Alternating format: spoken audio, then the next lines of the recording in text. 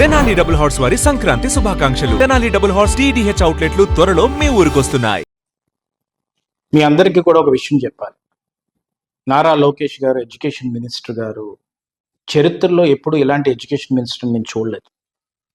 Good decisions తీసుకోవాలి, పిల్లలందరూ స్కూల్లో చదువుకునే వాళ్ళకి హైజీన్ ఫుడ్ కావాలి, హైజీన్ వాటర్ కావాలి, వాళ్ళందరినీ కూడా బాగా చూసుకోవాలని ఏకైక ఉద్దేశంతో రీసెంట్గానే పిల్లల మధ్యలో కూర్చొని వాళ్ళ చంద్రబాబు నాయుడు గారు కానీ, ముఖ్యమంత్రి వర్యులు కానీ, నారా లోకేష్ గారు కానీ అక్కడ భోజనం చేసి ఒక మెసేజ్ని పాస్ చేశారు ఆంధ్రప్రదేశ్ మొత్తం కూడా.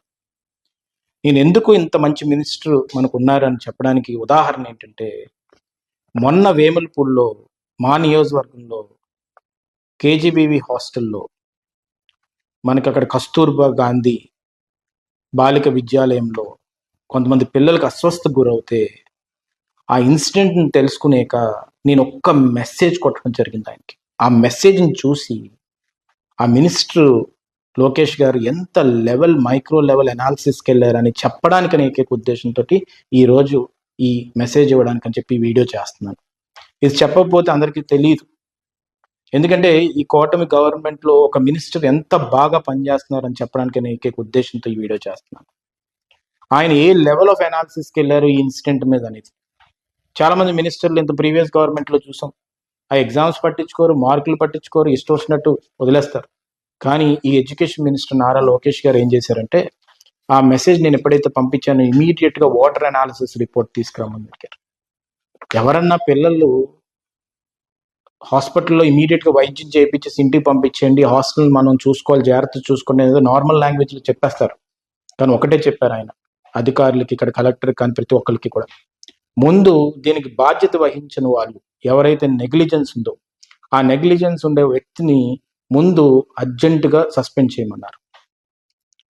ఆ నెగ్లిజెన్స్ ఏంటి అని తెలుసుకోవడానికి దానికి ఒక రిపోర్ట్ అనాలిసిస్ పెట్టమంటే, ఆ నెగ్లిజెన్స్ ఏంటంటే ఆ జరిగిన ఇన్సిడెంట్ని వాళ్ళ స్కిన్ కాపాడుకోవడానికి అనే ఉద్దేశంతో అక్కడ వి శాంతి అనే ఒక ప్రిన్సిపల్ దాని ఇన్ఫర్మేషన్ ఎక్స్పోజ్ చేయకుండా అక్కడ ఉన్న పిహెచ్సిలోని నార్మల్గా ఆమె వైద్యం చేయించి పంపించేద్దామని ఆలోచించారు.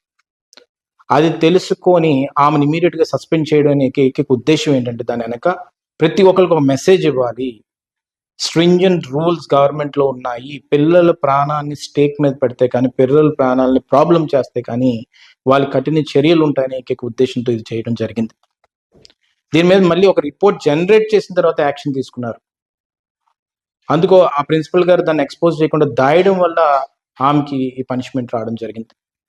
అయితే ఇప్పుడు ఈరోజు చూసుకుంటే ఆయన ఏ లెవెల్ ఆఫ్ అనాలిసిస్కి వెళ్ళారంటే, వాటర్ అనాలిసిస్ రిపోర్ట్ అని ఒక రిపోర్ట్ తీసుకొచ్చారు. అది ఇక్కడ అయ్యన్న పాత్ర గారు కానీ, మేము కానీ, లేకపోతే ఎవరైనా కానీ ఆ ఫుడ్ బాగుందా, హాస్టల్లో పరిసరాలు ఎలా ఉన్నాయి, అక్కడ ఏం నడుస్తుంది, ఇవన్నీ మేము చెక్ చేస్తాం. కానీ వాటర్ అనాలిసిస్ రిపోర్ట్ తెప్పించాలన్న ఆలోచన మాకు రాల. ఆయన ఇమీడియట్గా ఆ వాటర్ అనాలిసిస్ రిపోర్ట్ తీసుకురావడం వల్ల this drinking water is unsatisfactory for drinking purpose as the presence of MPN count of coliform bacteria undi kabatti is unsatisfactory for drinking purpose అని చెప్పి క్లియర్గా ఈ రిపోర్ట్లోని రాయడం జరిగింది. OHT overhead tank water is nil residual chlorine. So periodical cleaning of OHT and regular adequate chlorination with ISI grade bleaching powder sodium hypochloride solution is suggested అని చెప్పి ఒక report ఇవ్వడం జరిగింది.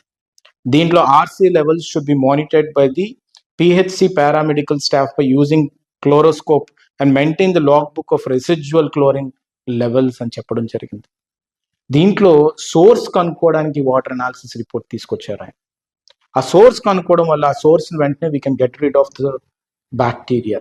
అప్పుడు మొత్తం అందరూ సేఫ్ ఉంటారు. రేపు ఫ్యూచర్లో కూడా ఏంటి ప్రాబ్లం, సోర్స్ ఏంటి, ఓహెచ్టీని ఈ విధంగా మెయింటైన్ చేయొచ్చు అని ఒక లాగ్ బుక్ మెయింటైన్ చేస్తారని చెప్పి ఆ పారామెడికల్ స్టాఫ్ ఎవరైతే ఉందో క్లోరోస్కోప్ పెట్టి అని అనాలిసిస్ చేస్తారు అని చెప్పి ఇవన్నీ కూడా అంత డీప్ మైక్రో అనాలిసిస్ చేయడం అనేది చిన్న విషయం కాదు. ఈరోజు ఒక మెసేజ్ అవే మినిస్టర్ కాబట్టి, ఒక వాట్సాప్ కాల్ అవే మినిస్టర్ కాబట్టి ఇమీడియట్గా స్పందించి ఈరోజు ఈ ప్రాబ్లంకి ఒక సోర్స్ని కనుక్కొని దాన్ని రెక్టిఫై చేసే విధంగా మాకు ఆ రిపోర్ట్ని పంపించి, దాంతోపాటు ఆ పిల్లల్ని బాగోగులు చూసుకోమని చెప్పి ఆ పిల్లలు వైద్యం అయిపోయిన తర్వాత సేఫ్గా హాస్టల్లో అన్ని పరిసరాలను కూడా ఒకసారి అక్కడికి వెళ్ళి కూడా అందరూ కూడా చూసి చెక్ చేసి దాని రిపోర్ట్ కూడా సబ్మిట్ చేయమని చెప్పారు. సో ఇలాంటి మినిస్టర్ ఉండడం ఆంధ్రప్రదేశ్కి అదృష్టంగా భావించాలి. ఇలాంటి ఎడ్యుకేషన్ మినిస్టర్ ఉండడం అనేది ఫ్యూచర్ కిడ్స్ అందరికీ కూడా మంచి ఫ్యూచర్ ఉంటుందనే ఏకైక భావంతో ఈ మెసేజ్ అందరికీ తెలియాలి. ఇలాంటి మైక్రో అనాలిసిస్ లెవెల్లో మీ అందరికీ కూడా ఒక హెల్తీ ఎకో సిస్టమ్ మెయింటైన్ చేయాలనే ఏకైక ఉద్దేశంతో ఈరోజు ఎడ్యుకేషన్ మినిస్టర్ గారు భావిస్తున్నారు.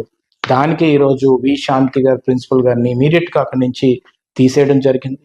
హాస్టల్ కూడా బాగా మెయింటైన్ చేయాలని చెప్పి ఆర్డర్స్ ఇవ్వడం జరిగింది. పిల్లలు సేఫ్గా ఉండాలని హెల్త్ రిపోర్ట్ తీసుకొచ్చి వాళ్ళ బాగోగులు కూడా వాళ్ళని పర్సనల్గా చూడడం జరుగుతుంది.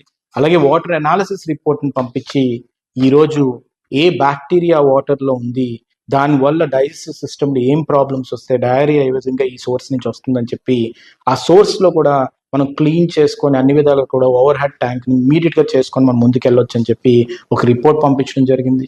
ఈరోజు ఒక్క నియోజకవర్గంలో ఒక్క హాస్టల్లో ఇలాంటి ప్రాబ్లం వచ్చినట్టు ఇమీడియట్గా రియాక్ట్ అయ్యి ఈరోజు ఆ పిల్లల్ని కూడా సేఫ్టీ ఎకో సిస్టంలో పెట్టాలని చెప్పి ఆలోచించే ఎడ్యుకేషన్ మినిస్టర్ నారా లోకేష్ గారికి ధన్యవాదాలు తెలుపుకుంటున్నాను. Thank you.